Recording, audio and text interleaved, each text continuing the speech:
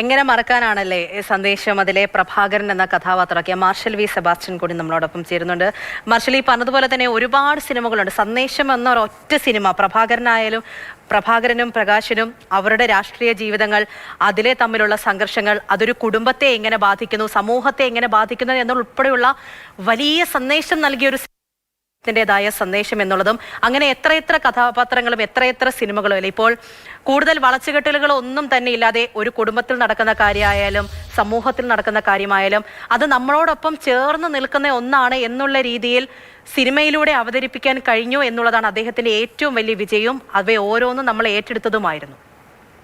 പൂജ, തീർച്ചയായിട്ടും. അതായത് മലയാളിയെ ചിന്തിപ്പിച്ച നടനായിരുന്നു ശ്രീനിവാസൻ, മലയാളിയെ നന്നായി ചിരിപ്പിച്ച നടൻ കൂടിയായിരുന്നു ശ്രീനിവാസൻ. എന്ന് മാത്രമല്ല, നേരത്തെ സൂചിപ്പിച്ച ചിത്രമുണ്ടല്ലോ സന്ദേശം, ശ്രീനിവാസൻ ഒരു നല്ല കമ്മ്യൂണിസ്റ്റ് ആയിരുന്നു. എന്നാൽ കമ്മ്യൂണിസ്റ്റ് പ്രസ്ഥാനത്തെ ഇത്ര രൂക്ഷമായ ഭാഷയിൽ അല്ലെങ്കിൽ അവരെ സ്വയംവിമർശനപരമായ രീതിയിലേക്ക് വിമർശിക്കുന്ന ഇത്രയും നല്ലൊരു സറ്റയർ ചിത്രം മലയാളത്തിൽ ഇതുവരെ ഇറങ്ങിയിട്ടില്ല എന്ന് നമുക്ക് പറയാം. കാരണം ഓരോ തെരഞ്ഞെടുപ്പ് കഴിയുമ്പോഴും നമ്മൾ എപ്പോഴും എടുക്കുന്നത് അന്ന് ശ്രീനിവാസൻ എഴുതിയ അദ്ദേഹത്തിൻ്റെ തിരക്കഥയിൽ വിരിഞ്ഞിട്ടുള്ള സന്ദേശം സിനിമയിലെ പല ഡയലോഗുകളുമാണ്. അതെല്ലാം തന്നെ സ്വാഭാവികമായിട്ടും ഒരു കമ്മ്യൂണിസ്റ്റുകാരൻ്റെ ചിന്തയിൽ നിന്ന് വന്നിട്ടുള്ളതായിരുന്നു. അതുകൊണ്ട് തന്നെയായിരുന്നു സ്വയംവിമർശനപരമായി അദ്ദേഹം ഇതിനെ കണ്ടിട്ടുള്ളത്.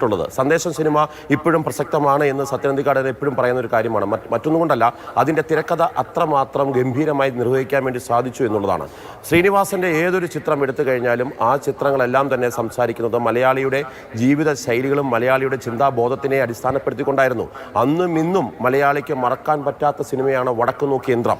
വടക്ക് നോക്കിയ യന്ത്രത്തിലെ ആ കഥാപാത്രം ഇപ്പോഴും വളരെ കൃത്യമായി മലയാളി സമൂഹത്തിൽ ഉണ്ട് എന്നുള്ളത്, അല്ലെങ്കിൽ ലോകമെങ്ങുമുള്ള ആ ഒരു സംശയാലുവായ ഭർത്താവ് ഇപ്പോഴും ഉണ്ട് എന്നുള്ളത് ചിന്തിക്കേണ്ട കാര്യമാണ്. അതിനകത്ത് മാറ്റം വന്നിട്ടില്ല എന്നുള്ളതാണ്. എന്ന് മാത്രമല്ല, മലയാളത്തിൻ്റെ നായികാ സങ്കല്പങ്ങളെ അപ്പാടെ മാറ്റിയ നടൻ കൂടിയായിരുന്നു ശ്രീനിവാസൻ.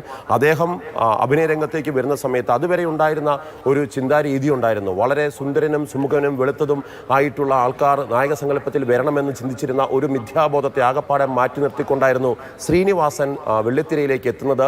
അദ്ദേഹം വെള്ളിത്തിരയിലേക്ക് എത്തുമ്പോൾ വളരെ കൃത്യമായി സിനിമയെക്കുറിച്ച് പഠിച്ച മനുഷ്യനാണ് ശ്രീനിവാസൻ എന്ന് നമുക്കറിയാം. അതുകൊണ്ട് തന്നെ അദ്ദേഹം സിനിമയുടെ പിന്നാമ്പുറങ്ങളിൽ നിന്ന് വളരെ ശക്തമായി തന്നെ അതിനെ വീക്ഷിക്കുകയും അതോടൊപ്പം തന്നെ അദ്ദേഹം സ്ക്രീനിലേക്ക് എത്തുമ്പോൾ സ്വയം അപഹാസ്യനാകുന്നു എന്ന് തോന്നുമെങ്കിലും മലയാളി സമൂഹത്തെ മുഴുവൻ നിങ്ങളിലെ അപകർഷതാബോധം എന്താണെന്ന് കാട്ടിക്കൊടുക്കുകയും ചെയ്തിട്ടുള്ള രീതിയിൽ അഭിനയിച്ച് ഫലിപ്പിക്കുവാൻ വേണ്ടി അദ്ദേഹത്തിന് സാധിച്ചിട്ടുണ്ട്.